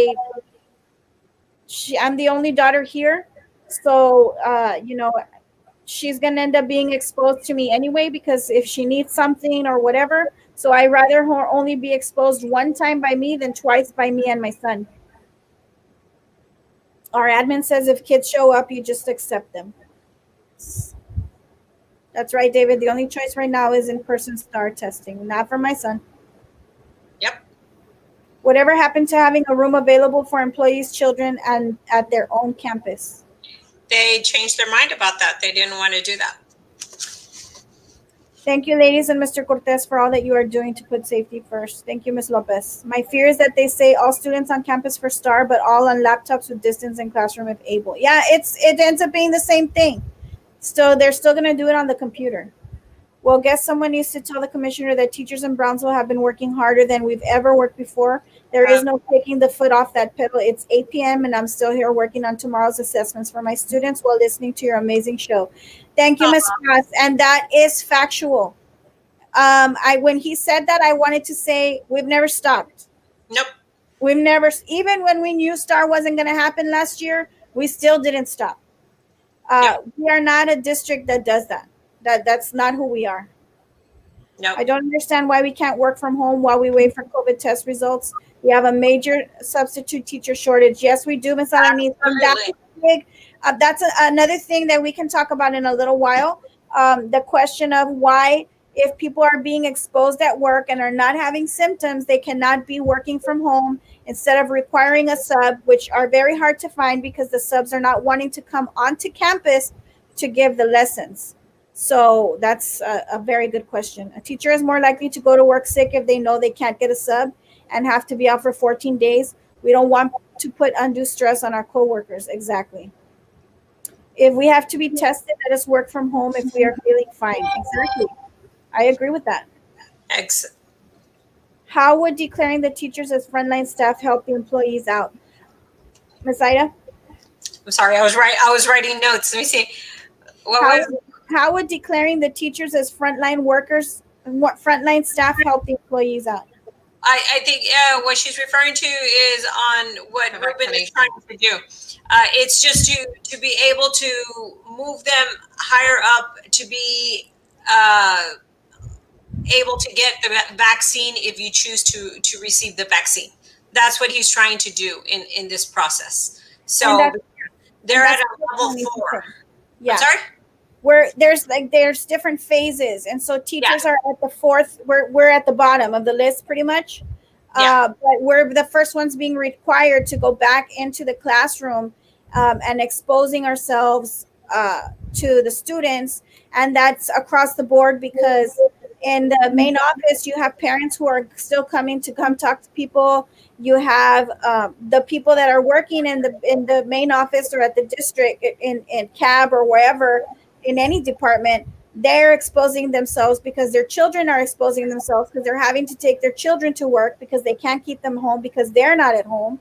Then you have the transportation, you have custodian, and everybody. So getting the vaccine to us would keep us from getting sick because of the exposure that we're getting, and we're being required to go in because we're essential workers. We're considered essential workers, but we're on the bottom of the list for the vaccine, so we're not that essential. Not when it comes to the vaccine. Exactly. I hope that admin isn't going to complain about teachers being behind their shower curtains or plexiglass. Can they do that? Can they complain? probably Like could. campus administrator, because I think what they're referring to is about being behind the desk and not walking around the classroom. They cannot do that. No, they're about complaining. You know how I said that some teachers have the shower curtains from the top to the floor, and they stay behind the shower curtain? That they complain because they're behind the shower curtain or behind a plexiglass? I don't think they can. No. It's safety. Yeah, it's for your safety. And if they're complaining, or if they're giving you directives not to stay behind, that you have to be walking around and you have to get out of that area, please let us know on that. You're doing what you need to do to stay safe for doing face-to-face. Martinez, Paulette Martinez, the one that said that they didn't have any plexiglass, she says it's a middle school. Okay. Thank you, Micaela, for reaching out to TEA. I pray that will make a huge difference and no more lives will be stretched. Yes. Talking about the TEA contact info, Micaela. Oh, okay. I'll let you know, Nelda. Or is there maybe we can put that on our website, maybe, on the process of how to contact TEA? Would that be? We can do that. Doable? Okay, great. Did you all see that email to mayor from a BISD nurse? I'm sure they aren't just scared for their campus, but doing the right thing by their state. Not just with BISD, no medical doctors say they have that Dr. for education. Yeah. I didn't see that email though. Yep. I didn't see the email either, but my office didn't get approved for me to get a plexiglass, so I had to put a curtain. Wow. My gosh. Their scores are going to be low. They are going to come back and make him look more ridiculous. Yeah. But he's going to blame the teachers, Adriana. So it's not him that's going to look ridiculous. It's going to be the teacher's fault. The scores are going back to make the super more ridiculous. The scores are going to be bad. Of course they are.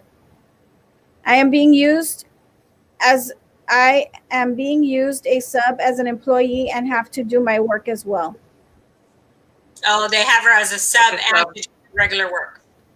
Wow. Yeah, because of the shortage. It's ridiculous. Oh, and I don't know if you ladies talked about this already, but this week we got an email from our dean regarding Saturday tutorials. Ida, we're going to get to that. We're going to get to that, Ms. Buzz. That's coming. We were told they are face-to-face in the school on Saturdays from 9 to 12, starting this Saturday with an 8-student minimum. I don't think anyone on my campus signed up for that. I think let's go ahead and talk about that one right now, because it's already, the show's going kind of long. Yeah. So as far as the Saturday tutorials, I was told that you guys were called to sign your agreement for a supplemental tutorial. Duty pay. Mm-hmm. Yeah, supplemental duty pay. Mm-hmm. You can go on to policy DK local, okay? And Vero is going to bring that up to show you how to get to this policy.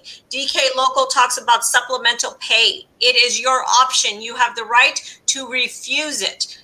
So we're going to show you how to get to the policy online. Everybody should know, but just in case you don't, it's okay. We're going to go through it really quick. This All is right. So BIS this is a BISD homepage. I'm sorry, my screen is kind of like it's kind of like big because I'm blind.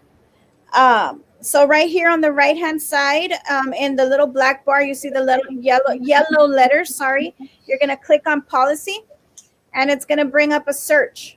Okay, and so right here where it says go to policy code, Ida's gonna give me the code so I can put it in. DK. Okay, so that is if you have the code. Correct. If you do not have the code, up here on the top, you could type in whatever it is that you're looking for, a keyword. You type it up there, and it will take you to. It'll bring down a list of policies, and you can find the one that applies to what it is that you're looking for. So I'm going to click the policy code. I'm going to click on that, and then right here, it tells you, and it gives you different formats that you can look at. So right here, down here at the glossary, that tells you legal, of course, is law, right? And so that's self-explanatory, it's law. Local is the policies that reflect the decisions that are made by our school board, our BISD school board trustees. Regulation are procedures that implement the policies. And then exhibit is the, I guess, kind of like examples, right? The forms. They're like Yeah. the forms, yeah. Yeah, forms and charts and stuff like that. So I'm going to go to, what do you think I should do? PDF? Let me do PDF. Do the PDF, but DK local. Oh, don't, sorry. Don't go to legal. Go to the local. Because that's the one customized just for BISD. Mm-hmm. There we go. Okay. Here we go. And we're going. Right here. It says right here, and we keep moving. And right here it says supplemental duties. Okay. I don't. We can't see it. Yeah, I was like, it's not going. Oh, wait. Okay, hold on. It stayed on the other screen. Hold on. Let me get off of this screen and share this one. It's because it took me into another tab. My bad. You're getting really good at this. I know. There we go. Can you see it now? Now we can. There we go. Supplemental duties right here. Non-contractual supplemental duties for which supplemental pay is received may be discontinued by either party at any time. An employee who wishes to relinquish a paid supplemental duty may do so by notifying the superintendent or designee in writing. Paid supplemental duties are not part of your contract. They are not part of your contract, therefore they are not obligatory. There is no obligation to the employee, and an employee shall hold no expectation of continuing assignment to any paid supplemental duty. It is optional. Very important, it is optional. So when they tell you that you have to go in or that you are going to be required or mandated to report to tutorials this Saturday, you put it in writing, you send an email to your principal. Be respectful. These principals are only doing, believe me, what is coming down from higher up. Okay? Don't shoot the messengers. Yes. So, but you put it in writing to your principal that you are you are choosing not to participate in Saturday tutorials according to your rights under DK local. Okay, and you put it in writing. Okay, you send it in an email to your principal, and that is if you do not want to participate in Saturday tutorials. Okay, because you have the option to deny it because it is supplemental pay for that. Okay, Yes. so now you know. They also want nurses to volunteer. There is no volunteering on Saturdays. No. And They don't volunteer to keep us safe. We don't need to volunteer for Saturday tutorials. so David, let the nurses know that they have the right to do that as well. Okay, so please let them know. They just have to put it in writing and send it, and they reference back to DK local. All right. What else did we need to cover, Miss Ida? I don't even know We anymore. have a long list. I know. Returning to campus, we already covered that. Reaching out to the board members, we covered that. Saturday tutorials, taking action and emailing the governor. We already did that. We do have that on our Facebook page. If you come and look at our Facebook page, we have that on our Facebook page. Our TSTA, our state affiliate TSTA also has it on their Facebook page. Accommodations. That's about if they need 504 accommodations because they have a diagnosed illness that is putting them at very high risk. And if you contact your HR department, please, keep in mind HR, the staff there, they're doing the best that they can. The contact person would be Monica de la Garza in HR, and she's got some other people there that are helping her as well. They've had a very high call volume and email volume, but they are doing the best that they can. But if you have any issues or questions or concerns in getting those accommodations, please reach out to us. Let us know. We'll walk you through the process. Okay. It has to be a diagnosed illness that's going to put you at higher risk. Okay. And they are accommodating those people first. We are still pushing to let the people who have 0 students to work remotely. We're pushing a whole lot of things, and I wrote down a few more of the things that were discussed here. The plexiglass for the teachers, plexiglass for the middle school and high school levels. We're gonna look into that. Let the school board members know on that. I did also get a message on. Give me a second. And I'm not saying any names, but let me see. Let me get to trying to skip down to what the question is. What is the protocol if an employee is positive with COVID? We heard that this employee was positive since Monday, and our principal Burley told us today by email. Now, aren't they supposed to close down the campus and spray and disinfect? She came in contact with children and staff. I feel this isn't right at all.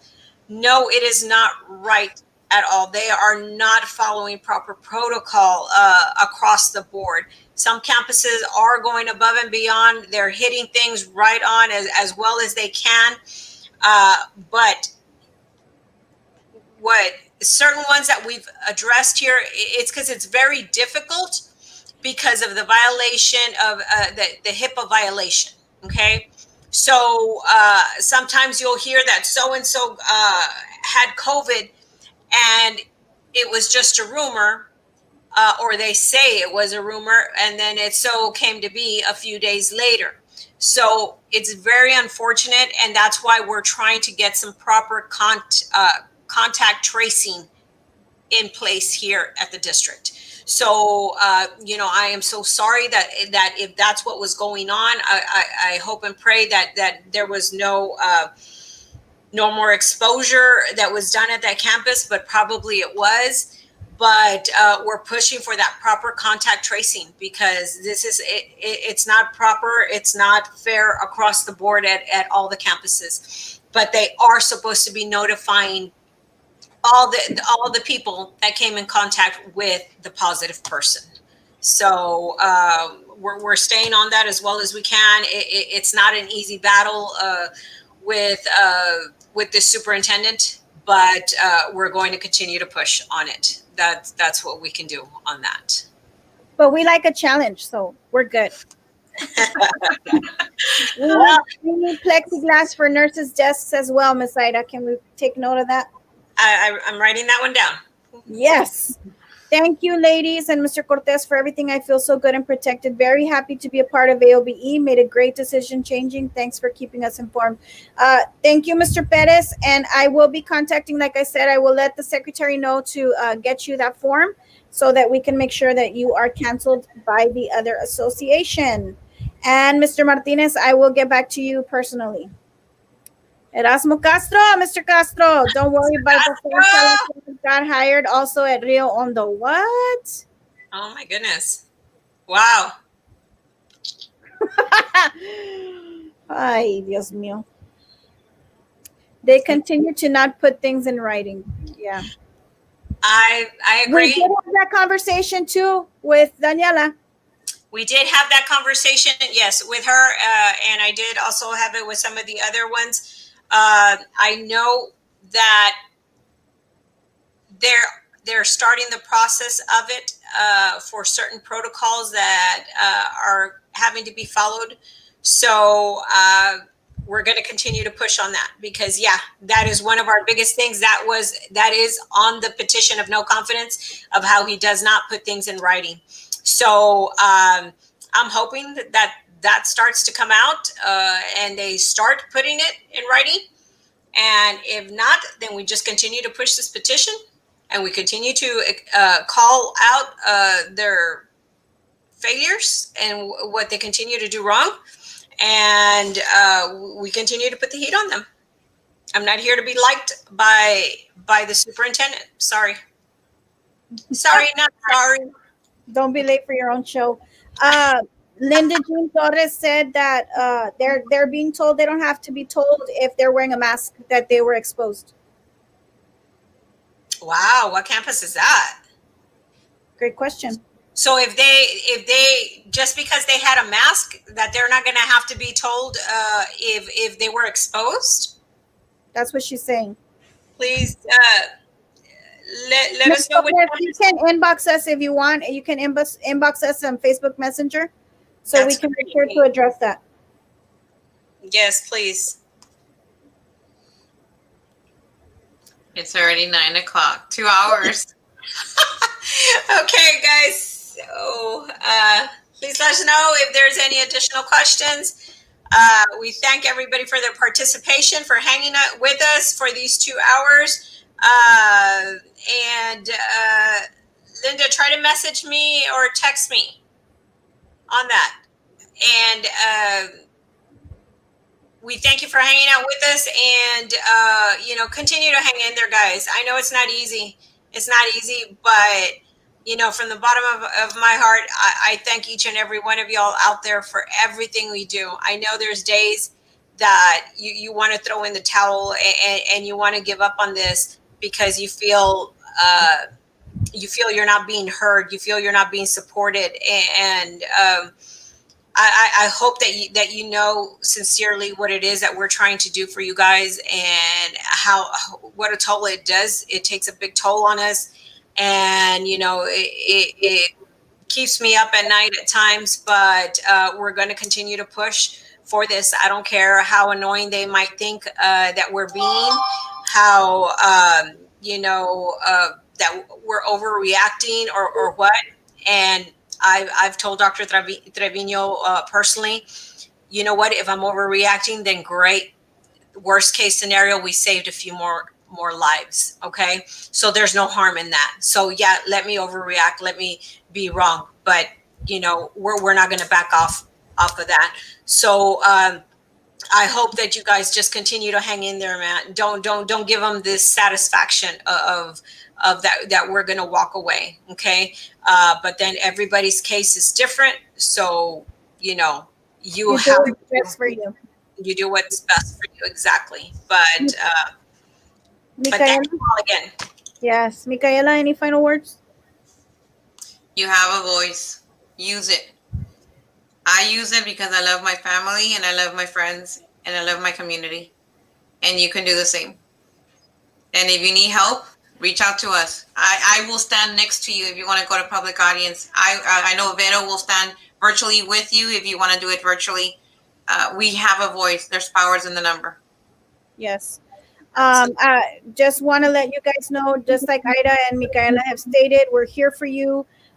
Keep pushing through. Together, we'll get through this. We have hope in our new president-elect and changes that may come through the federal government. So let's just keep praying. Let's just keep sticking together, and we will get through this. Thank you all for those of you who hung in with us up until now. It's been a long show, but it's been a lot of information. We were actually able to cover every single one of our bullets. Thank you, Ms. Ida. And I just want to let you guys know that we're here for you. Contact us. We'll be getting back to you, Ms. Torres and Mr. Martinez and Mr. Perez. Thank you guys and have a wonderful evening. There was Good one night. more message. Huh? The last message. Oh, sure. It's just we're both pressing it. Go for it. Thank you, ladies. Pray for you all during my morning and evening runs. God grant you health and stamina to continue being our voice. Thank you so much, Mr. Heather. Have a Thank you. wonderful evening. That's a beautiful way Absolutely. to end. That's right. Thank you. Have a lovely evening.